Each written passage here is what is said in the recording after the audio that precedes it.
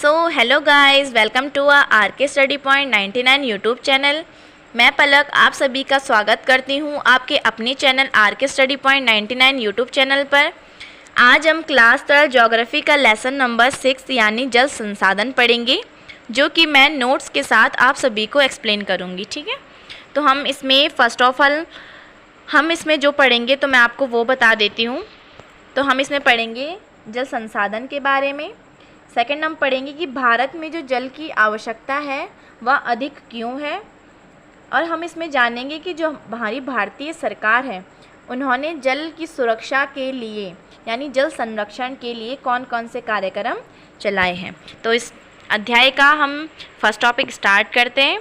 आप सभी से विनती है कि अगर आप हमारे चैनल पर नए आए तो आप हमारे चैनल को सब्सक्राइब कीजिए, वीडियो को लाइक कीजिए एंड शेयर ज़रूर कीजिएगा, क्योंकि आप जैसे ही बहुत बच्चों को नोट्स की बहुत नीड होती है तो आप उनको शेयर कीजिएगा अपनी सोशल मीडिया पर। एंड मैं फिर से बोलूँगी कि हमारे चैनल को सब्सक्राइब करिएगा। तो अब हम अपने टॉपिक के अध्याय के टॉपिक में फर्स्ट टॉपिक में चलते हैं। तो वह है भौम जल का अधिक प्रयोग करने वाला राज्य। तो ये हमारे बोर्ड एग्ज़ाम की तरफ से सबसे मोस्ट टॉपिक हो जाता है एमसीक्यू का, क्योंकि भौम जल का जो अधिक प्रयोग करने वाला राज्य है वो अक्सर पूछा जाता है बोर्ड एग्ज़ाम में। तो आप इसको नोट कर दीजिएगा। तो इसमें जो फर्स्ट राज्य है हमारा वह पंजाब है, जहाँ सबसे ज़्यादा भौम जल का प्रयोग होता है। सेकंड है हरियाणा, थर्ड पे है राजस्थान एंड फोर्थ पे हमारा है तमिलनाडु। ठीक है, तो आप इनको नोट कर दीजिएगा। तो अब हम चलते हैं अपने सेकंड टॉपिक यानी भारत में सिंचाई के लिए जल की अधिक मांग। कि जो भारत में सिंचाई है उसके लिए जल की अधिक मांग क्यों है। तो कृषि में जल का उपयोग मुख्य रूप से सिंचाई के लिए होता है। देश के ज़्यादातर भाग सूखाग्रस्त हैं। देश के अधिकांश क्षेत्रों में गर्मी के दिनों में सूखापन पाया जाता है, इसीलिए बिना सिंचाई के कृषि संभव नहीं है। बिना सिंचाई के कृषि संभव नहीं है। तो जिन क्षेत्रों में अच्छी वर्षा होती है, जैसे पश्चिम बंगाल है, बिहार है, अगर वहाँ मानसून के मौसम में वर्षा ना हो तो वहाँ सूखा उत्पन्न होता है।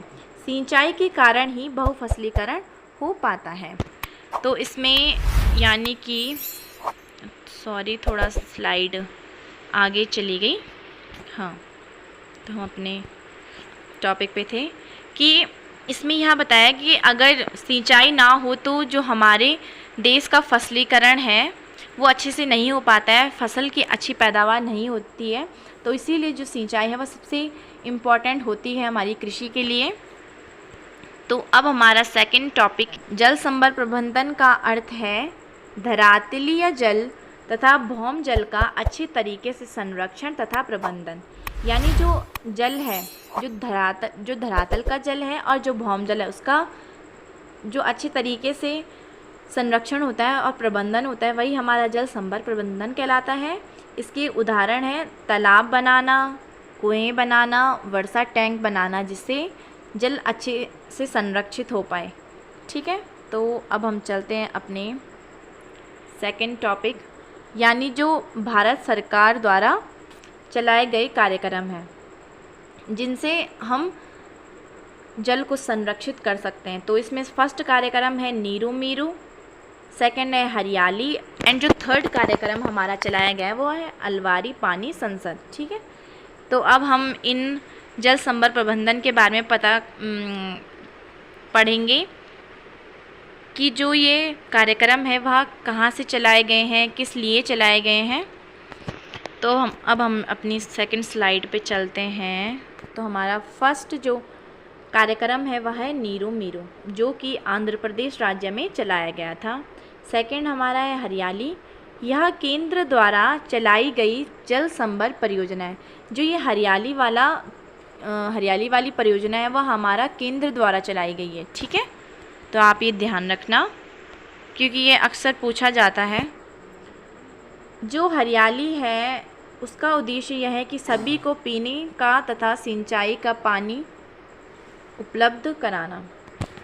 जो उद्देश्य है कि जो पीने के लिए लोगों को पानी मिले, सभी को पानी मिले और सिंचाई के लिए पानी अच्छे से उपलब्ध हो। थर्ड जो हमारा कार्यक्रम है वह है अलवारी पानी संसद। यह कार्यक्रम अलवर में चलाया गया तथा तालाब व बांधों का निर्माण किया। जब यह कार्यक्रम चलाया गया तो अलवर में तालाब और बांधों का निर्माण किया गया। तो ये टॉपिक हमारा यहाँ पर ख़त्म हो गया। अब हम चलते हैं अपने नेक्स्ट टॉपिक पे, जो है भारतीय राष्ट्रीय जल नीति। हमारे भारत में राष्ट्रीय जल नीति चलाई गई थी जो 2002 में चलाई गई थी। ये जल नीति भी आपसे पूछी जाती है एग्ज़ाम में, तो आप नोट कर दीजिएगा इसे। तो इसमें फर्स्ट है कि पीने का पानी सभी को उपलब्ध कराना। इस जल नीति के उदाहरण से, इस जल नीति को चलाने के बाद जो ज़्यादा उद्देश्य था इसका वह था कि पीने का पानी सभी को उपलब्ध कराना, भौम जल का कम उपयोग करना, धरातलीय तथा भौम जल दोनों की समय समय पर जांच करना, जल के लिए जागरूकता विकसित करनी, जल के सभी प्रयोगों में उसे नियमित रूप से इस्तेमाल करें। ठीक है।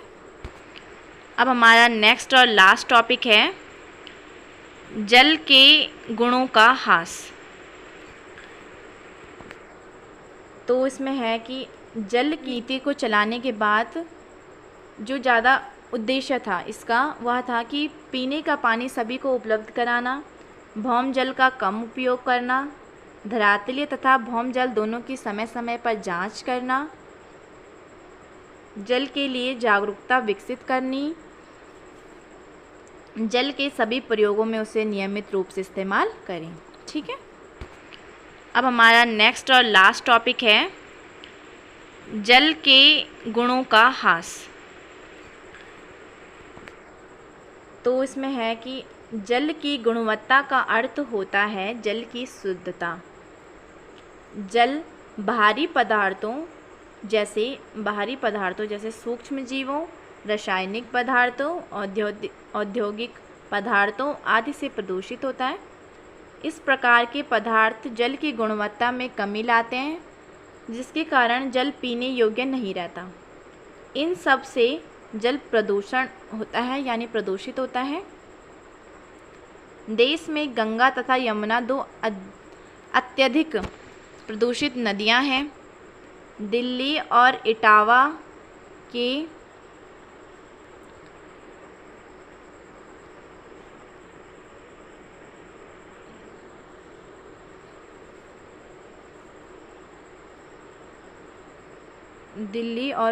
के बीच यमुना नदी देश की जो सबसे प्रदूषित नदी है वह है। जो दिल्ली और इटावा के बीच जो हमारी यमुना नदी है वह देश की सबसे प्रदूषित नदी है। अन्य प्रदूषित नदियां जैसे साबरमती, अहमदाबाद, गोमती जो लखनऊ में है, गंगा जो कानपुर में, गंगा कानपुर और वाराणसी में। तो मतलब इसमें यह है कि जो जल के गुणों का ह्रास है वो किस टाइप से होता है, क्योंकि जो जल है वह प्रदूषित हम ही लोग करते हैं।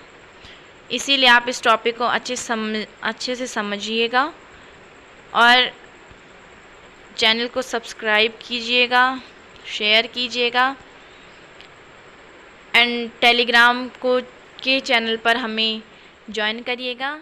Thank you.